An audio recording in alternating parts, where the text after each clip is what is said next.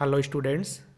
इस वीडियो में हम जो टॉपिक पढ़ने जा रहे हैं वो है रेबीज़। जनरली आप लोगों को रेबीज़ के बारे में पता होगा। रेबीज़ एक तरह की वायरल डिजीज़ होती है जिसमें किसी भी पर्सन के, अगर जो पर्सन इन्फेक्टेड हो रहा है, अफेक्ट हो रहा है, उसके ब्रेन में इन्फ्लामेशन डेवलप हो जाता है। ठीक है।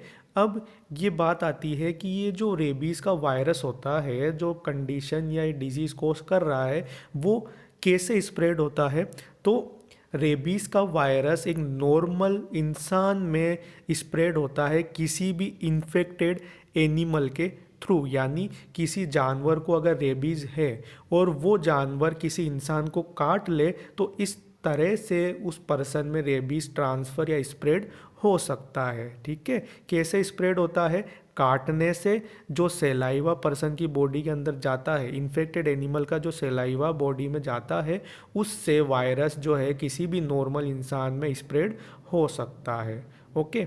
नेक्स्ट वन यहाँ पे पॉइंट है कि जो WHO की रिपोर्ट है उसके अकॉर्डिंग उनका कहना है कि हर साल पूरी दुनिया में यानी वर्ल्ड वाइड 59,000 यानी 59,000 लोगों की डेथ हो जाती है रेबीज़ की वजह से। ठीक है। बट जो 99 केस जो होते हैं, यानी 99% जो केस हैं रेबीज़ के, उनमें कैसे फैलता है? एक रेबिड डॉग की वजह से, यानी कुत्ते के काटने से जो है 99% केसेस में रेबीज़ फैलता है।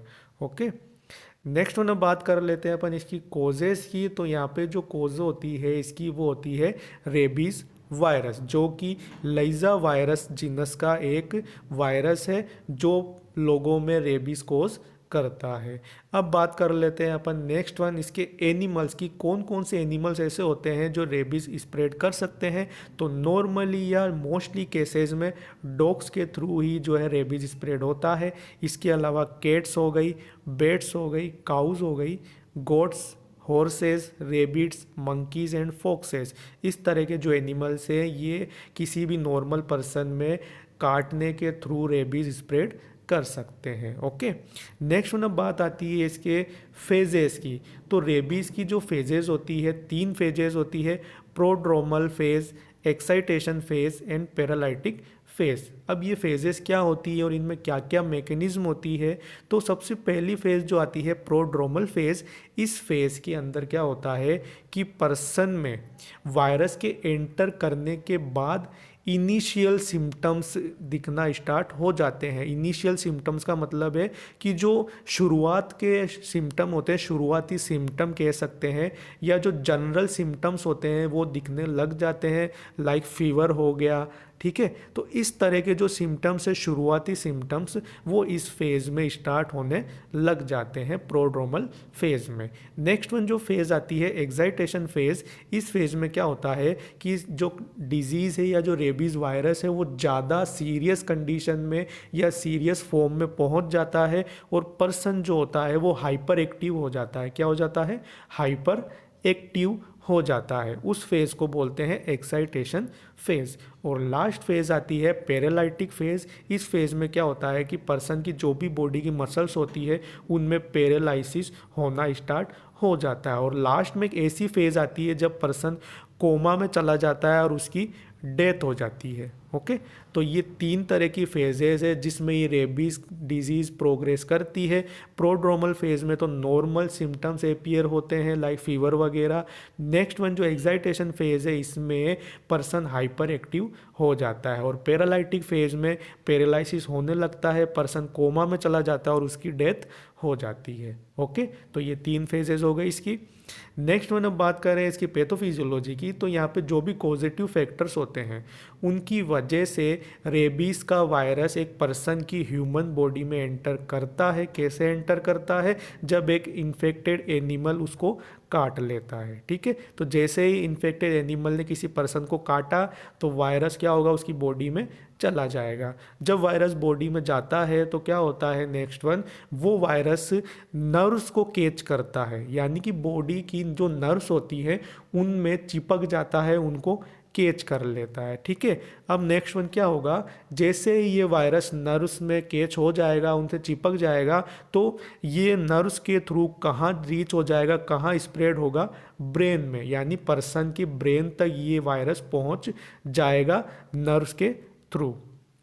अब ये वायरस जब ब्रेन में पहुंच जाएगा, उसके बाद क्या नेक्स्ट मैकेनिज्म रहेगी, ये वहाँ ब्रेन में जाने के बाद मल्टीप्लाई होने लग जाएगा, इसमें मल्टीप्लिकेशन होने लग जाएगा। तो इससे क्या होगा, वायरस की जो संख्या है वो बढ़ती जाएगी, और जैसे जैसे वायरस की संख्या बढ़ेगी तो पर्सन की ब्रेन और स्पाइनल कॉर्ड में सीवियर इन्फ्लामेशन की कंडीशन डेवलप हो जाएगी, और जैसे जैसे ये कंडीशन प्रोग्रेस करती जाएगी, पर्सन में सिम्टम्स बढ़ते जाएंगे, सीरियसनेस बढ़ती जाएगी, और एक ऐसा टाइम आएगा जब पर्सन कोमा में चला जाएगा और उसकी डेथ हो जाएगी। ओके, तो ये इसकी पैथोफिजियोलॉजी हो गई। आई होप आपको समझ में आ गई होगी।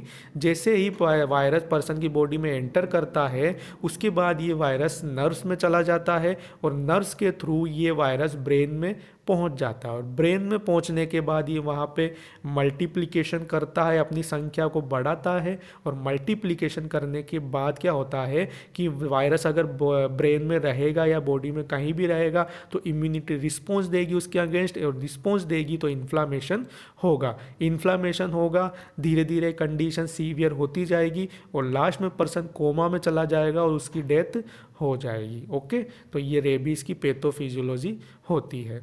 नेक्स्ट वन अब बात कर लेते हैं अपन इसके साइन एंड सिम्टम्स की। तो जनरली रेबीज़ का जो इंक्यूबेशन पीरियड होता है, इंक्यूबेशन पीरियड किसको बोलते हैं, कि जब वायरस किसी पर्सन की बॉडी में एंटर करता है, उससे लेकर सिम्टम्स के या लक्षण के एपियर होने तक का जो टाइम होता है, उसको बोलते हैं इंक्यूबेशन पीरियड। तो रेबीज़ का जो इंक्यूबेशन पीरियड है वो जनरली 4 से 12 वीक का रहता है। ठीक है, अब क्या होता है कि जब पेशेंट में वायरस जाता है, प्रोग्रेस करता है, मल्टीप्लाई करता है, तो इसमें कुछ इनिशियल सिम्टम्स देखने को मिलते हैं।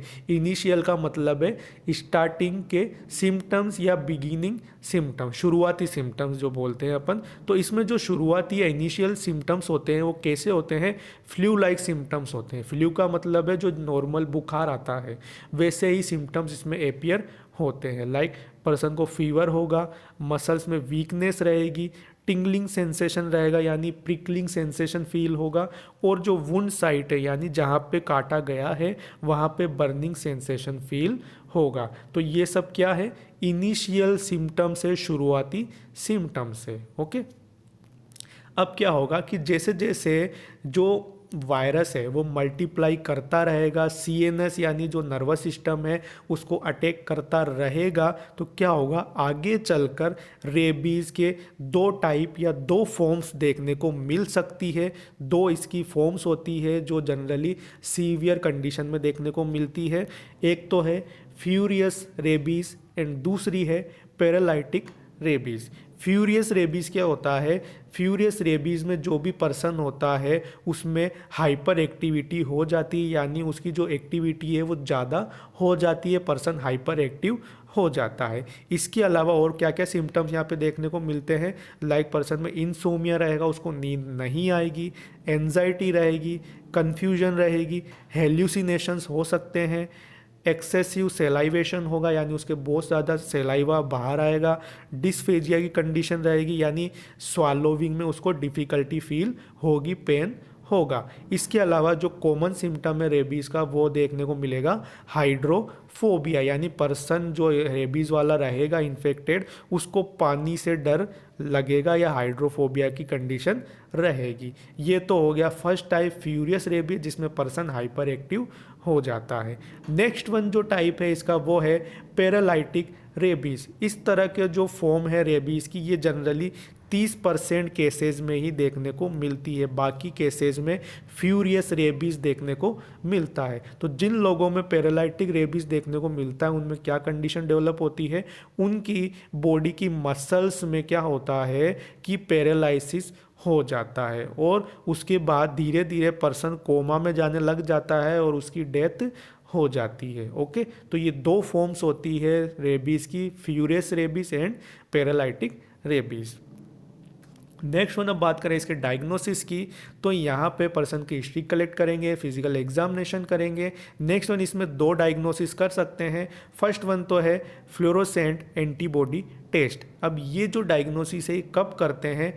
पोस्टमार्टम के टाइम, यानी जब पर्सन की डेथ हो जाती है रेबीज़ की वजह से, उसके बाद में करते हैं, जिसमें जो वायरस है, जो रेबीज़ वायरस है, उसका पता चल जाता है। ठीक है, तो इसको बोलते हैं फ्लोरोसेंट एंटीबॉडी टेस्ट, जिसको पोस्टमार्टम में करते हैं, यानी पर्सन की डेथ होने के बाद में करते हैं।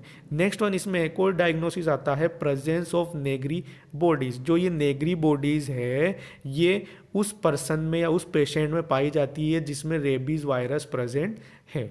ओके, तो अगर किसी पर्सन में नेगरी बॉडीज प्रेजेंट है तो उसमें रेबीज़ वायरस या रेबीज़ का इन्फेक्शन प्रेजेंट है। इसके अलावा एक और डायग्नोसिस कर सकते हैं, जो भी पेशेंट में रेबीज़ के सिम्टम्स आ रहे हैं तो उसका सेलाइवा का टेस्ट कर सकते हैं सैंपल लेकर। ठीक है, तो सेलाइवा का जब टेस्ट करेंगे सैंपल का, तो उसमें माइक्रो ऑर्गेनिज्म जो है, वायरस जो है, उसका आइडेंटिफिकेशन हो जाएगा। ओके, तो इस तरह से रेबीज़ का डायग्नोसिस कर सकते हैं। नेक्स्ट वन, अब बात करें इसके ट्रीटमेंट की, तो अगर किसी पर्सन को रेबीज़ का इन्फेक्शन एक बार हो जाता है, सिम्टम्स अपीयर होने लग जाते हैं, तो उसका कोई भी ट्रीटमेंट, इफ़ेक्टिव ट्रीटमेंट पॉसिबल नहीं है। बट इसका ट्रीटमेंट हो सकता है अगर पेशेंट को कि कोई जानवर ने काट लिया। ठीक है, काटने के तुरंत ही अगर उसको ट्रीटमेंट दे दिया जाए, वैक्सीन दे दी जाए, तो पर्सन का ट्रीटमेंट पॉसिबल हो सकता है।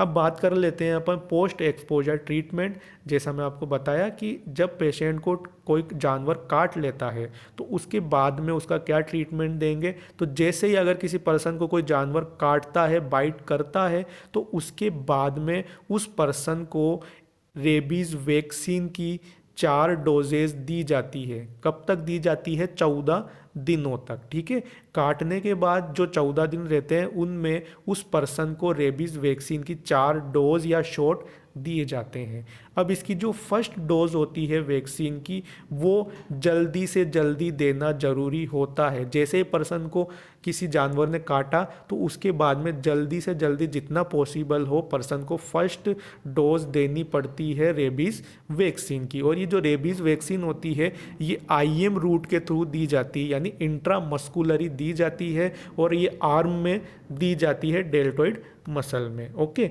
नेक्स्ट वन, जो 3 डोजेज बचती है नेक्स्ट, उनको एक तो तीसरे दिन, 7वें दिन और 14वें जो दिन है इस टाइम दी जाती है। तो इस तरह से पर्सन में 4 डोज दी जाती है रेबीज़ वैक्सीन तक, वैक्सीन की 14 दिनों तक। ओके, नेक्स्ट वन, इसके बाद बात आती है कि अगर किसी पर्सन को जिस एनिमल ने काटा है, जिस जानवर ने काटा है, उसको भी ऑब्जर्व करना ज़रूरी होता है। तो अगर मान लो एक पर्सन को किसी जानवर ने काट लिया, तो उसके बाद में जो 10 दिन होते हैं, उस 10 दिन तक उस जानवर को ऑब्जर्व किया जाता है, देखा जाता है कि उसमें कोई रेबीज़ के सिम्टम्स अपीयर हो रहे हैं कि नहीं हो रहे हैं।